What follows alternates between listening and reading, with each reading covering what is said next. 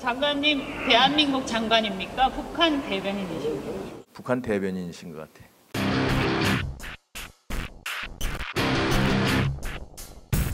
통일부 장관님 나와주십시오.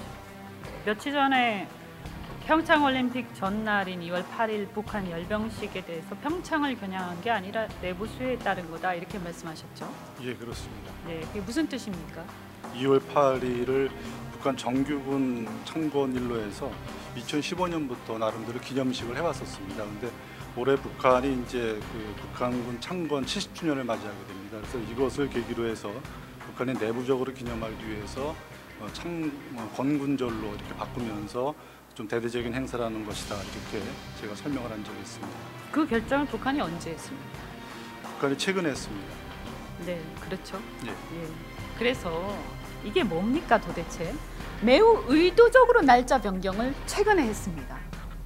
왜 정부는 가만히 있습니까? 예, 거듭 말씀드립니다만 북한이 이렇게 바꾼 또 최근 들어서 바꾼 것에 대해서 저희가 뭐 나름대로 여러 가지 평가를 할 수 있겠습니다만 기본적으로 꼭 평창을 염두에 두고 한 것이냐라고 판단하는데 이 날짜를 보면 있습니다. 평창을 염두에 두고 그 직전에 한 거죠. 설사 그 전에 돼 있었다 하더라도 평창 전에 취소해야 마땅한데 그 직전에 정한 거잖아요. 그래서 2월 8일 북한이 이제 그 정규군 창립한 날짜는 좀 있어왔던 것이고요.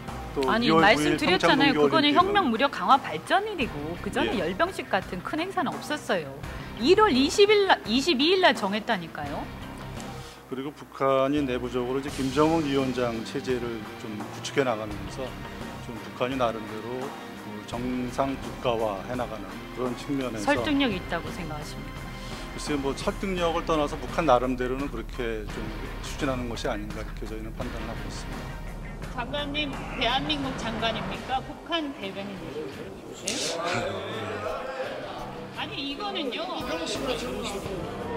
이 질문에 대해서 아니 말씀하세요. 너무 심한 말이에요. 자유한국당 안상수 의원 나오셔서 질문해 주시기 바랍니다. 평창올림픽을 이용해서 핵무기를 완성시킬 시간을 벌고 한미동맹에 균열을 내려 하는 시도로 보는 사람도 있습니다. 한국 정부가 북한의 기만전술에 속아 미국과의 혈맹 관계에 갈등과 분열이 생기면 미군이 철수하고 결국은 제2의 월남이 될 수도 있다라고 걱정하는 또 다른 국민들이 계십니다. 네, 그런 우려를 잘 듣고 있습니다. 그러나 이번 평창올림픽에 북한이 참가하는 것에 대해서 그것 자체를 나쁘게 볼 것은 아니지 않는가 생각합니다. 만약에 북한이 참가하지 않고 도발을 계속하고 있었다 그러면 지금 우리는 어떤 상태였을까요? 이것을 북한 나름의 여러 가지 의도가 있을 수 있겠지만 그러나 대화의 창이 열렸다. 이것 또한 하나의 변화이기 때문에 이것을 살려가고자 하는 노력. 북한이 참석을 해야겠죠. 네.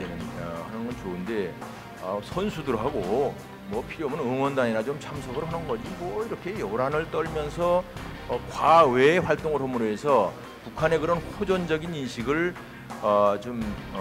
국제 사회에 호도시키려는 시도가 있지 않느냐 하는 걱정인 겁니다.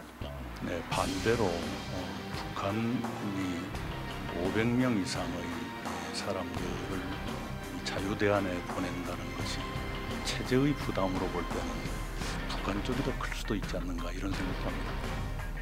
뭐 물론 그렇게 보는 시각도 있지만 뭐 저하고 논쟁을 하려니까 어쩔 수 없겠는데 네. 북한 대변인이신 것 같아요. 그럴 리가 있겠습니까? 북한의 체제 부담을 얘기하는 게 북한 대변인이 그렇게 말하겠습니까? 통일부 장관 보고 그건에 가까운 질의를 했습니다. 조금 전에 안상수 의원께서도 국무총리를 향해서 북한의 대변인 같다. 도대체 대한민국의 국회에서 어떻게 이렇게 보석한 색깔 공세를 할 수 있습니까?